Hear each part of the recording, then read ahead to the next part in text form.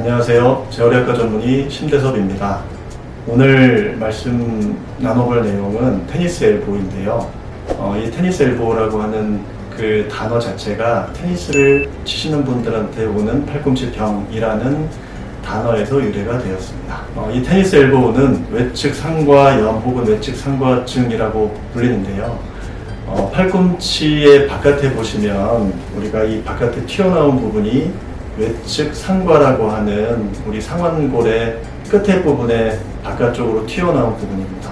이 부분은 우리가 손목을 뒤로 젖히는 근육들의 힘줄들이 달라붙는 곳인데, 손을 사용을 많이 하시게 되면 이 근육들을 많이 사용을 하게 되고 이 힘줄들의 작은 상처들이 나게 되면서 반복적으로 상처를 입을 때 잘 발생을 하는데, 주로 손 사용을 많이 하시는 주부분들, 그리고 칼이나 망치를 다루시는 분들에게서 흔하게 발생을 합니다.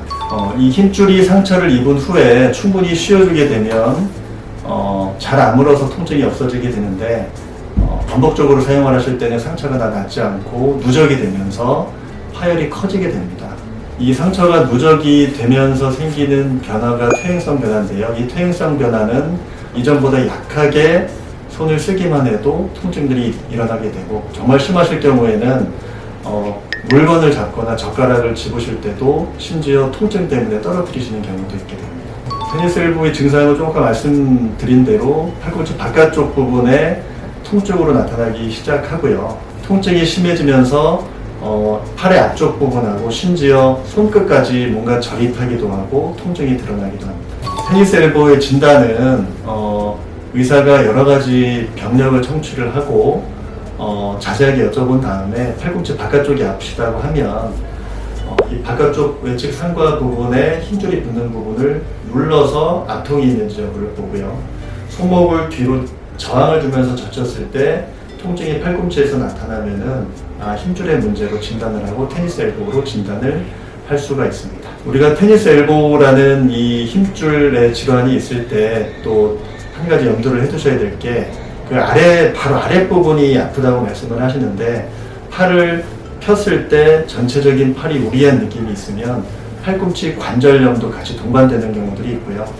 이 힘줄 부분에 문제가 있으면서 또 아랫부분에 문제가 있는 경우가 있는데, 이 경우는 근육 자체에 문제가 있어서 근육 자체 근막통이 동반됨으로 인해서 또 통증이 나타나기 때문에 대부분 근육, 힘줄, 그리고 관절이 같이 아픈 경우들이 꽤 있습니다. 테니스 엘보의 치료는 통증이 심하지 않으실 경우에는 기다려보는 것도 하나의 방법이신데, 기다리는 게 그냥 기다리시는 게 아니라 휴식을 하면서 일을 조금 줄이시고 쉬시면서 상처를 잘 아물게 하는 시간을 가지시는 게 중요하시고, 욱신욱신 거리는 초기 염증 반응이 심하실 경우에는 비스테로이드성 소염 진통제 혹은 진통제 같은 것들을 복용해서 통증을 좀 줄여주시고요.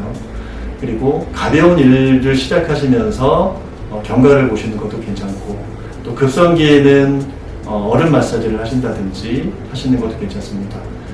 며칠 정도가 지나서 급성염증기를 지나신 이후에는 따뜻한 물리치료, 우리가 흔히 열전기 치료라고 얘기를 하는데, 따뜻한 물리치료를 하시면 상처 치유에 도움이 됩니다. 만약 약물 복용이나 휴식 등으로 잘 낫지 않는 경우에는 저희가 여러 가지를 해볼 수 있는데, 첫 번째로 해볼 수 있는 방법이 체외 충격파 치료라는 방법이 하나가 있고요.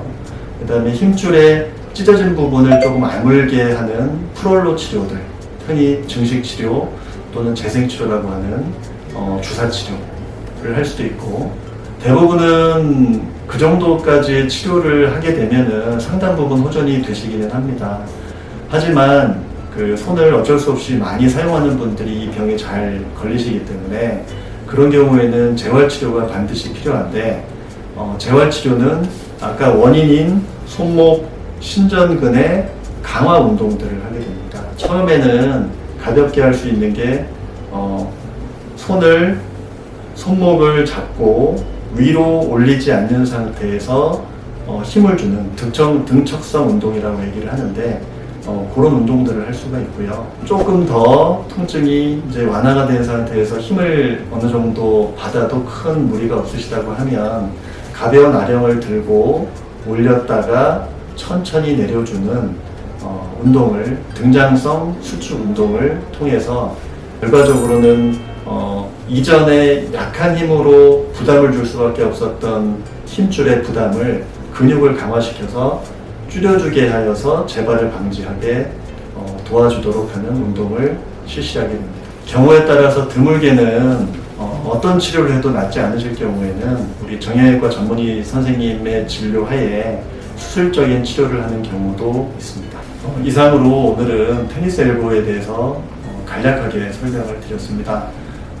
여러분의 척추와 관절이 모두 편안해지는 그날까지 항상 응원하겠습니다.